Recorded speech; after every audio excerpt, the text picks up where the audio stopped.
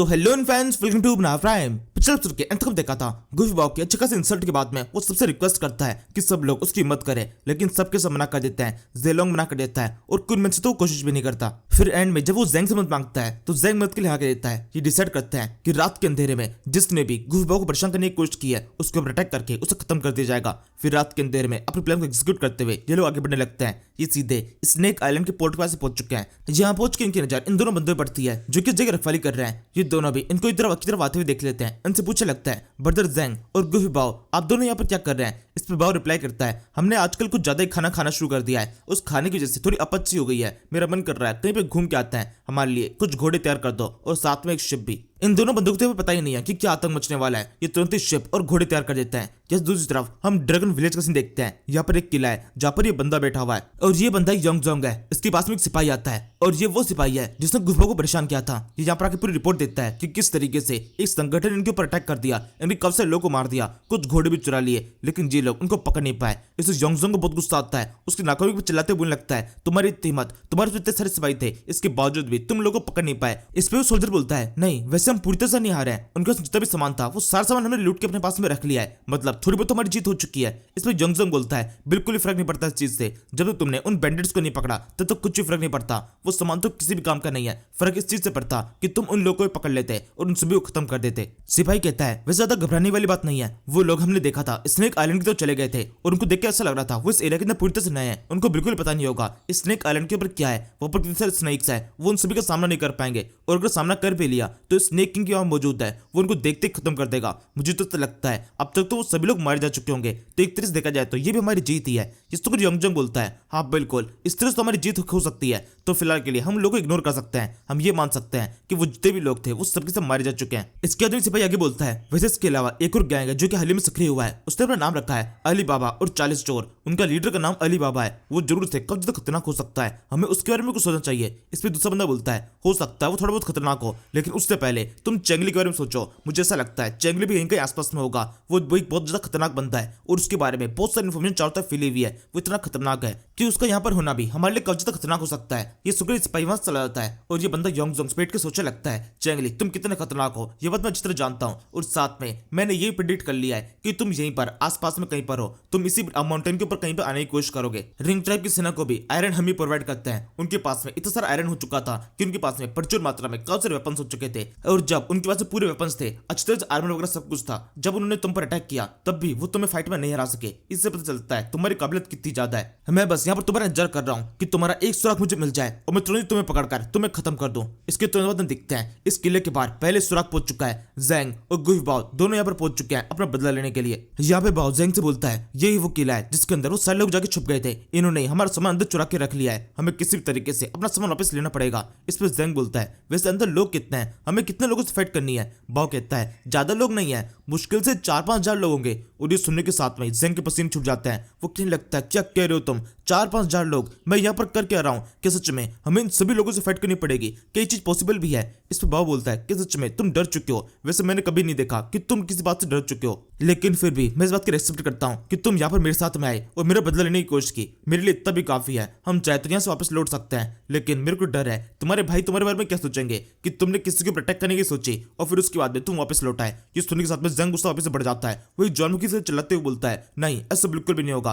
मैं अपनी डिसरिस्पेक्ट बिल्कुल बर्दाश्त नहीं कर सकता हूँ। ठीक है, हम यहाँ पर अटैक करने के लिए आए, 4-5 हजार लोग हैं ना, सबको खत्म कर देंगे और हम इनके ऊपर छुप के नहीं बल्कि सामने से अटैक करेंगे। अब तुम देखो क्या होता है। आक्रमण और इसी के साथ में कि छोटी सेना जेंग और बाव इस पूरे विलेज को प्रोटेक्ट कर देते हैं। विलेज के सामने 2 बंदे खड़े हुए हैं। ये सिपाही है जो इनको रोकने की कोशिश करता है लेकिन रोक नहीं पाते। गेट को तोड़ते हुए ये लोग अंदर घुस चुके हैं। इसी तरीके से ये छोटी सी बहुत बड़ी फाइट शुरू जाती है। एक तरफ है 2 लोग और दूसरी तरफ है 5 हजार की एक बहुत बड़ी सेना जो कि इनको प्रोटेक्ट करने की लाइन लगती है। सबको लग रहा होता है एकदम बेकार की फाइट है, आसानी से खत्म हो जाएगी। इन बैंडिट्स से बोलने लगता है, बैंडिट्स तुम्हारी इतनी हिम्मत, तुमने सीधे हमारे विलेज को प्रोटेक्ट कर दिया, तुम्हें इसकी बड़ी कीमत चुकानी पड़ेगी। तभी जेंग अपने वेपन को घुमाता है और उसके साथ में इन सिपाहियों को मारना शुरू कर देता है। यहाँ पर भले ही फाइट नंबर भी एक तरफा है, लेकिन फिर भी पावर के मामले में देखा जाए तो फाइट एकदम बराबर कैसे होने वाली है। यहाँ से हम यंगजोंग के रूम को सीन देखते हैं। एक बंदा भागते उसके पास में आता है। उससे क्या लगता है, विलेज मास्टर एक बहुत बड़ी गड़बड़ हो चुकी है, किसी ने हम पर अटैक कर दिया है और एक बहुत बड़ी फाइट शुरू हो चुकी है। जिसको यंगजोंग जल्दी से उठता है। वो चिल्लाते बोलता है, कितने लोग हैं? अपोजिट टीम के कितने लोग हम पर अटैक करने के लिए आए? वो बंदा बोलता है, केवल 2 ही लोग हैं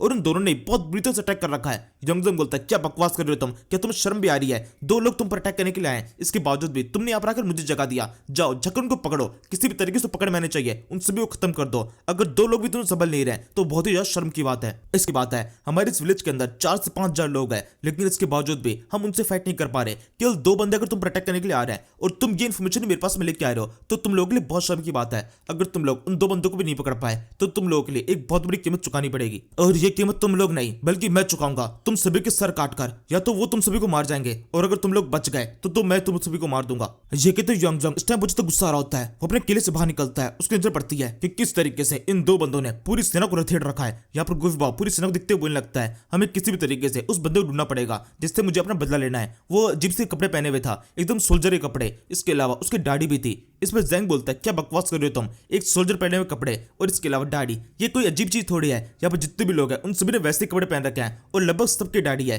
इससे कैसे पता चलेगा कि कौन सा बंदा वो है जिसने तुम्हें परेशान किया है? भाव कहता है हाँ तुम बिल्कुल ठीक कह रहे हो, यहाँ पर काफी सारे आ चुके हैं और अब तो मुझे खुद को भी याद नहीं आ रहा कि वो बंदा असल में कैसे दिखता था, उसकी शक्ल कैसी थी। सबकी शक्ल यहाँ पर एक जैसी है, सबकी दाढ़ी है, सबने एकदम एक जैसा कट करा रखा है और सबने एकदम सेम से कपड़े पहन रखे हैं। मैं कैसे उसको पहचानूं? इससे जैंग बोलता है ज्यादा परेशानी की जरूरत नहीं है, अगर तुम उस एक को नहीं पहचान पा रहे तो फिर ठीक है, हम यहाँ का जो लीडर है उसको पकड़ के अपने साथ में लेके जाएंगे। और अब इसी के साथ में प्लान के बीच में प्लान को इम्प्रोवाइज किया जा रहा है। इन्होंने डिसाइड कर लिया है विलेज मास्टर को पकड़ेंगे। अब तक इन्होंने सोचा था केवल एक बंदे को मारना है, लेकिन अब सीधे विलेज मास्टर को प्रोटेक्ट करना है। ये तो कुछ ज्यादा ही हो गया। इसी टाइम पर जैंग की नजर उस रेड कपड़े पहने हुए बंदे पर पड़ती है। उस देख के बोलने लगता है देखो वहां पर वो बंदा, मुझे ऐसा लगता है वही विलेज मास्टर है जिसको पकड़ना है, योंगजोंग। जी काफी सारे सिपाही है जो कि आगे बढ़कर हम पर अटैक कर रहे हैं, लेकिन उस बंदे के सामने जितने भी सिपाही खड़े हुए हैं वो वहीं पर खड़े हुए हैं, वो उसको डिफेंड करने की कोशिश कर रहे हैं। तो हम उसके ऊपर अटैक करके उसको पकड़ के अपने साथ में लेके जाने वाले हैं। गुफा बोलता है हाँ बिल्कुल चलो यही करते हैं, चलो आगे बढ़े। इसी समय यहाँ पर ये टारगेटेड बंदा भी दिखाई देता है, ये बूढ़ा सिपाही। ये चिल्ला के सभी से बोलने लगता है किसी भी तरीके से हमारे विलेज मास्टर को प्रोटेक्ट करो, ये उन्हीं को प्रोटेक्ट करने वाले हैं। सभी सिपाही पूरी सक्रिय हो जाते हैं इस फाइट से लड़ने के लिए, लेकिन कोई फायदा नहीं है। ये बंदे और बंदे बहुत ज्यादा खतरनाक है,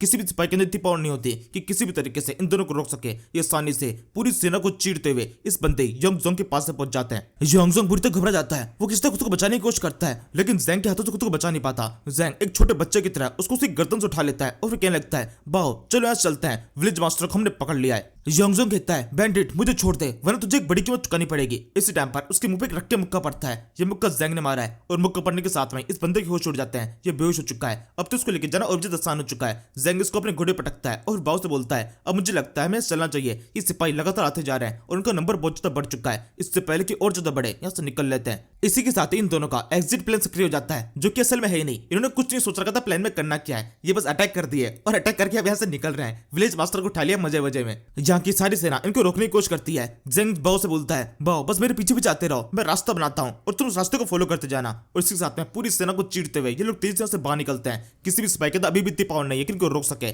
सेना केवल को देखती रह जाती है और केवल इनके हाथों से मरती रह जाती है। इसके बाद में मेन गेट को दिखाया जाता है जहां पर काफी सारे सिपाही खड़े हुए हैं। इन सिपाही को चीनना थोड़ा सा मुश्किल पड़ेगा, इन्होंने गेट को बंद कर दिया है, मतलब किसी भी तरीके से जैंग और बाव यहाँ से बाहर निकल सकते। ये सिपाही आपस में बात कर रहे होते हैं हमने गेट को बंद कर दिया है, अब वो सारे लोग अंदर बंद हो चुके हैं। इन दोनों को हम किसी भी तरीके से बाहर निकलने देंगे। इनके पास में हमारे विलेज मास्टर है, ये दोनों बंदे यहाँ से बच के निकल गए। तुम्हारे लिए बहुत शर्म की बात होगी और इतनी डिसरिस्पेक्ट हम बर्दाश्त नहीं कर सकते। हमारे विलेज के अंदर घुसकर कोई हमारे विलेज मास्टर को उठा के ले जाए ये बहुत ज्यादा गलत हो जाएगा, इसलिए किसी भी तरीके से इन दोनों को रोकना है। पूरे एग्जिट को ब्लॉक कर दो, वो यहाँ से बाहर नहीं निकलने चाहिए। इसी समय एक खतरनाक चीज होती है, पीछे की साइड से भी इनके ऊपर अटैक हो जाता है। चेंगली अपने लोगों के साथ में इस जगह पहुंच चुका है। चेंगली कुनमैन सबके सब इस जगह पर आ चुके हैं और अब इन लोगों के आने का मतलब है पूरी जगह पर अब खतरनाक आतंक मचने वाला है। जब ये 2 बंदे नहीं संभल रहे थे, अब तो चेंगली पूरी सेना के साथ में इस जगह पहुंच चुका है। ये तो बिल्कुल संभलने वाले नहीं है। और अब चेंगली के यहाँ पर आने के साथ में इन दोनों के अंदर भी बोझा जोश आता है। ये चेंगली चिल्ला के बोलता है विलेज मास्टर आप भी यहाँ पर आ गए, अब तो इस फाइट की तरफ जीत चुके हैं। चेंगली बोलता है नहीं अब और कोई फाइट नहीं होगी, जल्दी से यहाँ से निकलो।